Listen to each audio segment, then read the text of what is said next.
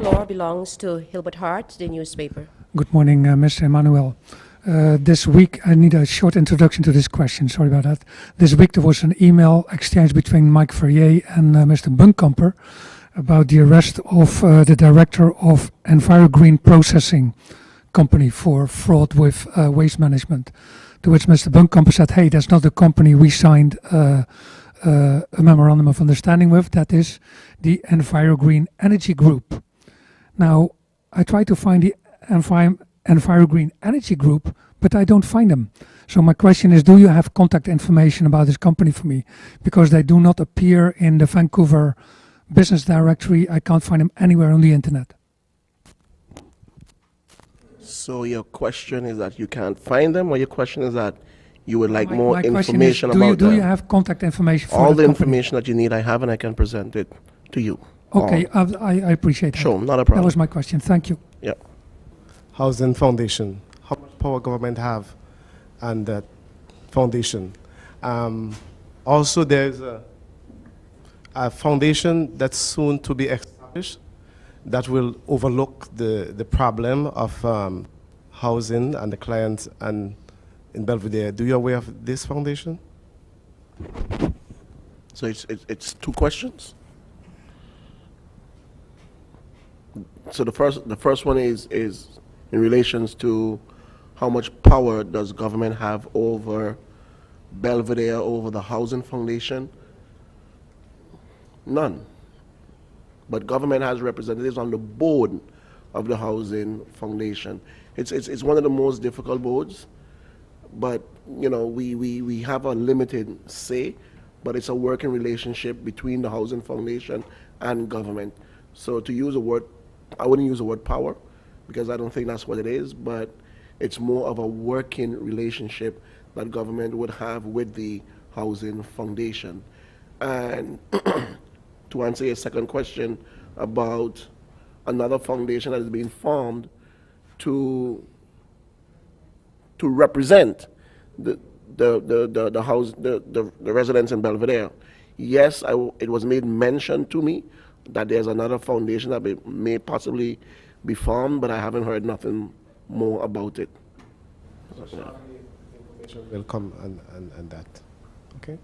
Okay. Lyndon, thank you for that question. Alito. Thank you again, Marcia. Minister EMMANUEL, the bus stops that you announced about earlier, I think about 2-3 months ago, do you have any updates as to when those are going to start being installed? I've received the final draft and the drawings on how they're going to look, and I'm pretty pleased with what I've seen thus far. I think now at the moment is just now sort of staking out exactly, you know, how the construction will be done and the type of materials that will be used. I was told that in the last quarter of the year, which we are coming down into right now, we will start to see the first set of bus stops that will be placed in specific locations. So I can assure you that yes, you know, to use the same words, in the coming weeks we will be seeing them being erected or spotted in different locations. Thank you, Alito. Andrew, the floor is yours. Yes, Minister EMMANUEL, concerning the Kimsa Beach, the parking lot, any update as far as the project there is concerned? I had Mr. Bunkamper looking into the schematics of it, because yes, the developer is here on the island, so they are having that discussion right now. Also remember there was a court case with Godive where we settled out of court on how we are going to move forward, and that discussion is being had right now as we speak, because I received an update on it, and I must say that all is agreeing with how we are going to move forward with it. Thank you, Andrew. Bibi, you have a question? Yes. Minister EMMANUEL, I don't know if you have information on this, and if you can share with us what's going on with the management board of GEBE.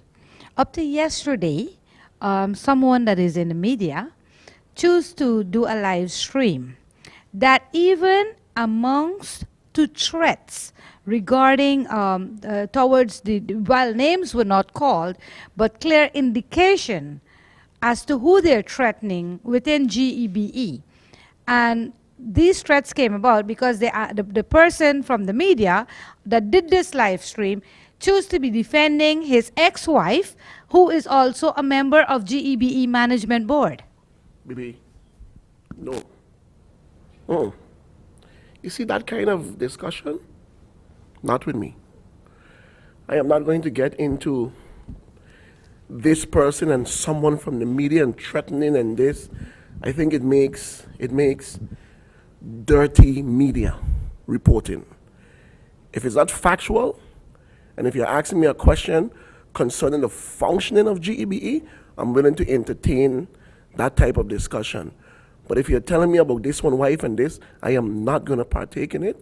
I'm not going to entertain it, and it makes not nice media reporting to me.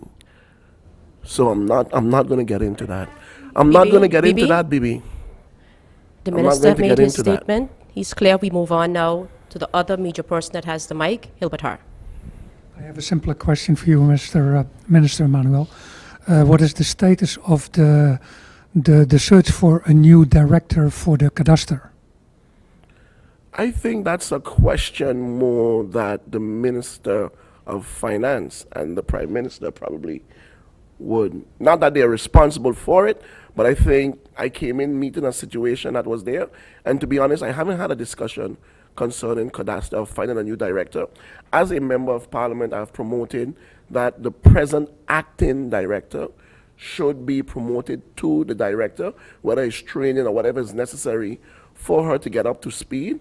But again, here's the thing. Yeah, these sort of questions comes as if a minister can just simply go and pluck someone and say, you're director. It doesn't work like that. The Prime Minister walks into my office every day. Minister, what's happening? What is going on? Give me an update. Because I have to have a discussion with my colleagues. Prime Minister, this is what I'm thinking. This is along the line I want to go. Minister of Finance, listen, I just don't have enough money. Tell me something. How can this work? Minister of Justice, listen, I'm having a problem with the road here and the parking. They're up on the sidewalk. Tell me where we can go, because I need the guys from the police to go out and give some fines. We removed the billards on Back Street, and now they're parking on the sidewalk. It's a discussion that have to be taken with a council of ministers. I can suggest a name, but to say that I'm well versed and in depth and know what is happening with cadastre, no, I don't, because I haven't delved into it really to find out what is going on. I'm concentrating on housing, on GB, on garbage, on roads. I will get to it, but I think the Prime Minister and the Minister of Finance is more suitable to answer that question. Thank you, Minister Emmanuel. Prime Minister would like to add to this discussion. Yes, thanks. I think the question is a very legitimate question. The reason why I believe the minister has not been able to give a direct answer, so to speak, on it. The minister came in and met if I would say, something in movement. Cadastre, and then I'm going back to the past for us to understand where we are at today. Cadastre falls under the responsibility of the Minister of Finance. For several years now, government was behaving as if cadastre was the responsibility of the ministry or the commissioner of VROMI. Officially, it falls under the responsibility of finance. So work was in progress in that transition. That's when the minister came in, believing that cadastre is his responsibility. The Minister of Finance, whose responsibility it is, did not have, not the person, but the ministry did not assume responsibility for it, but legally the transfer, let's say the switch over had never taken place. What you do have sometimes is that even if I am responsible as minister for a certain area, I would ask the Minister of Justice or the Minister of Finance to take charge and clear that up, deal with that for me. Sometimes you would hear one minister speaking. If we take, for instance, the example of the starting of the law program, it is something very close to the heart of Minister Gibson, and he picked up the ball and he was, let's say, running with it with the knowledge, approval of the government and of the Ministry of Finance. Education. Here, however, you have that gray area where for several years the Minister of Vromi was taking the decisions, taking the lead, leading the discussions with Cadastre, while actually Cadastre falls under the responsibility of finance. So in that discussion, at a given moment, it was decided, well, hey, maybe it's best not to continue with that transition and park it back up or leave it where it belongs. And so therefore, I guess, is the reason why the minister said maybe the minister, the prime minister, or the minister of finance. But for what I know, I do not believe that even within the Ministry of Finance, there's a process ongoing today to appoint, recruit a new head of Cadastre anytime soon. One would say, well, this sounds like a bundle of excuses, one after the other, over certain things. But just yesterday, following the Council of Ministers, we were having a discussion with 2-3 ministers who were left behind. And the amount of priorities that government has, and it was put also in the context of the Integrity Chamber and all the discussions that are taking place with the Netherlands. If a member of the media or a member of the society or a member of the Dutch government or the Kingdom government decides to target something and make that their priority, and therefore questions are being asked and we are not getting sufficient answers fast enough, the impression would be created like, gee whiz, what it is they're doing. We have a list of legislation that has to be finalized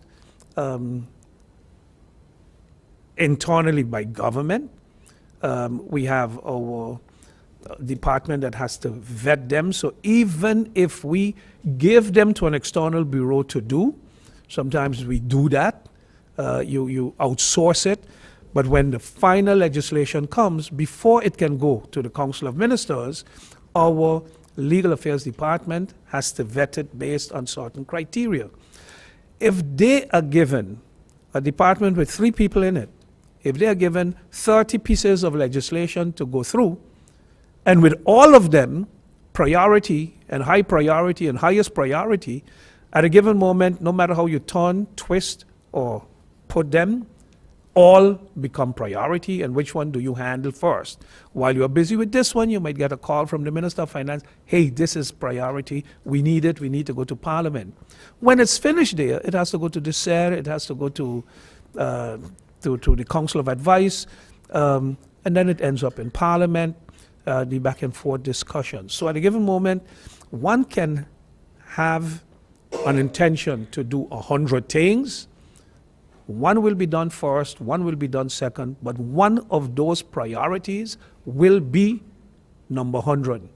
And while you probably reach down to 36, 37, or 40, new priorities may be added, so that one will remain at the bottom at a given moment, and then somebody who might have a vested interest in a particular area might say, but gee whiz, I mean, they do nothing about that yet. But it is because they have so much more on their plate to do. One of the things that I just mentioned is, the Integrity Chamber.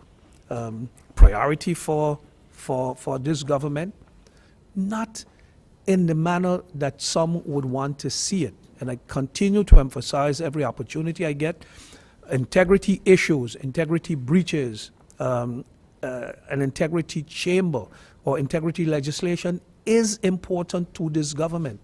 One of the discussions we've had during the Council of Ministers meeting yesterday and spilled over in sort of a roundtable after we adjourned the meeting was exactly on the issue of integrity breaches, let's say within the organization, that you need to stop. And what some of it is, bad habits that had been developed that people thought it was okay to do, that people thought it was fine to do. And we are saying, no, it is not. But do you stop it all in one day? Do you stop it by passing legislation? Do you stop it by having an integrity chamber on paper that looks like now we are going to deal with it? No, it does not necessarily stop there. It's an ongoing discussion.